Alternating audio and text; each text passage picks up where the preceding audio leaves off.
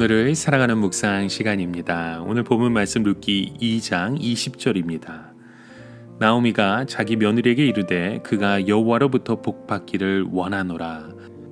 그가 살아있는 자와 죽은 자에게 은혜 베풀기를 그치지 아니하도다 하고 나오미가 또 그에게 이르되 그 사람은 우리와 가까우니 우리 기업을 물을 자 중에 하나이니라 하니라. 자, 오늘 말씀에 나오미는 룻이 가져온 볶은 곡식을 먹으면서 세 가지 일을 말합니다. 첫 번째는 자기들을 선대한 보아스를 위해서 기도한 것이었죠. 우리가 다른 사람으로부터 물질적으로 혹은 정신적으로 도움을 받았을 때 그를 위하여 기도해 주는 것 굉장히 좋은 것입니다. 물론 우리는 물질로 갚을 수는 없지만 그 사람을 위해서 기도할 때 그 사람은 하나님 앞에 더 풍성해지며 더 능력 있는 사람이 될 수 있습니다. 그래서 돈이 있는 사람이 가난한 사람을 도와주었을 때 기도로 또는 도와주는 것이 서로 주고받을 수 있는 아주 좋은 것입니다.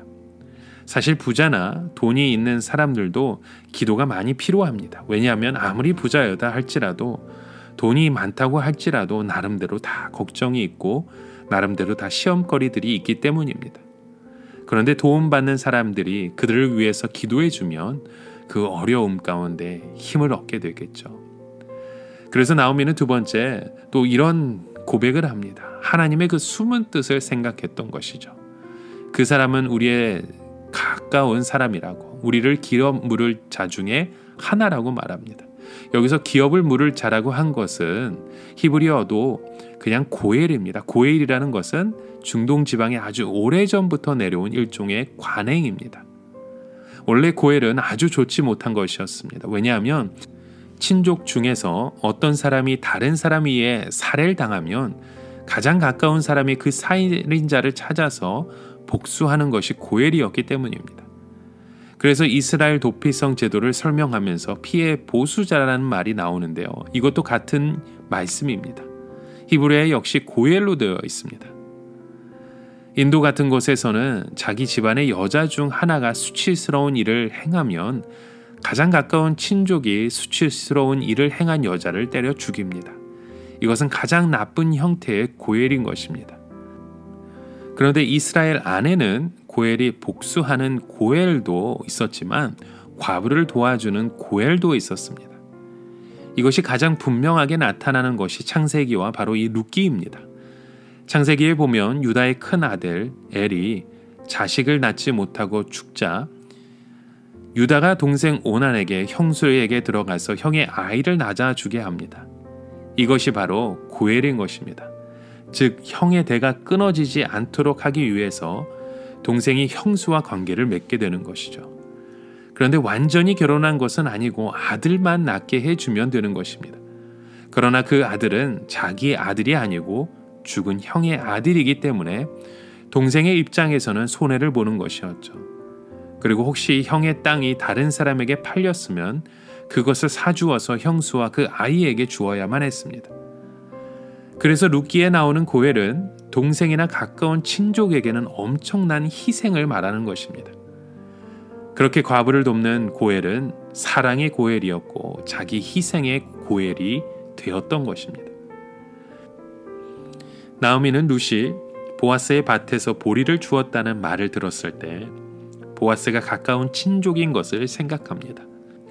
그래서 만약 보아스가 룻과 관계를 해서 아들을 낳아준다면 룻이 이스라엘 사람이 되고 이스라엘의 기업을 가질 수 있는 가능성이 있다는 것을 생각하게 됩니다. 여기서 나오미는 철없는 아이들처럼 볶은 곡식이나 많은 보리로 만족한 것이 아니라 무엇인가 여기 숨어있는 하나님의 뜻이 있을지도 모른다고 생각했던 것입니다. 물론 이것이 현실화되려면 많은 난관이 있기는 하지만 가능성이 있는 것은 사실이었습니다. 여러분, 하나님의 말씀은 우리에게는 마치 보물 창고와도 마찬가지입니다. 그 안에 있는 약속을 많이 찾아낼수록 우리의 것으로 풍성하게 하나님은 채워주십니다. 그러자 나오미는 룻에게 추수를 마칠 때까지 다른 밭에 가지 말라고 주의를 주죠. 이것은 나오미의 생각에 룻이 우연히 보아스 밭에 가서 일을 하고 우연히 보아스의 선대를 받은 것이 아니라는 것을 보았던 것이죠. 즉 루스에게 추수가 끝날 때까지 다른 밭에 가지 말라고 말한 것은 보아스이지만 나오미는 그것이 하나님의 음성일 수도 있다고 생각한 것입니다. 물론 다른 사람의 나오미의 이런 생각을 들으면 정신이 나갔다고 했을지 모릅니다. 또 보아스도 전혀 그런 생각이 없는데 나오미만 그런 생각을 하는 것이 우습기도 하지만 이것이 하나님의 뜻일지도 모른다는 것, 우리는 그 사실을 보게 됩니다. 그래서 나오미는 룻에게 우리가 추수할 때까지 하나님의 뜻을 한번 확인해 보자는 것입니다.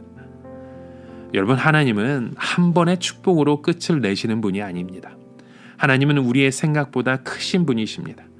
하나님은 우리를 향해서 선한 계획을 갖고 계시고 그 계획을 이루어 주시는 분이십니다. 우리는 하나님의 말씀을 통해서 하나님의 그 숨은 그림을 많이 찾아내는 그 지혜와 은혜가 필요한 것입니다.